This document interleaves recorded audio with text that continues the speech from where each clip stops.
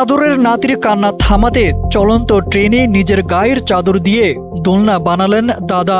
আর সেই ভিডিও সামাজিক মাধ্যমে ছড়িয়ে পড়তেই আলোচনা হচ্ছে দাদা নাতির গভীর ভালোবাসা ও মধুর সম্পর্ক নিয়ে। সামাজিক মাধ্যম এক্সে ভাইরাল হওয়া ভিডিওর ক্যাপশন অনুযায়ী পরিবারের সঙ্গে ট্রেনে ভ্রমণ করছিল ৩ বছরের এই শিশু। পথে একটি স্টেশনের কাছে ট্রেনের গতি কমে এলে জানালা দিয়ে বাইরে তাকায় সে। এ সময় কয়েকজন শিশুকে গাছের ডালে বাঁধা দোলনায় দুলতে দেখে। তা দেখে দোলনায় চড়ার বায়না ধরে শিশুটি। এক পর্যায়ে শুরু করে কান্নাকাটি।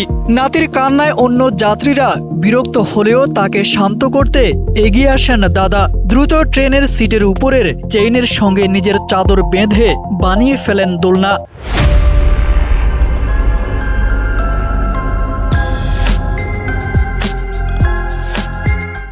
এরপর নাতিকে তাতে বসিয়ে ধীরে ধীরে দোলাতে থাকেন তিনি। দোলনা পেয়ে মুহূর্তেই থেমে যায় শিশুটির কান্না। নাতির আবদার মেটাতে দাদার এই ভালোবাসা ও উপস্থিত বুদ্ধি এখন সামাজিক মাধ্যমে প্রশংসা কুড়াচ্ছে।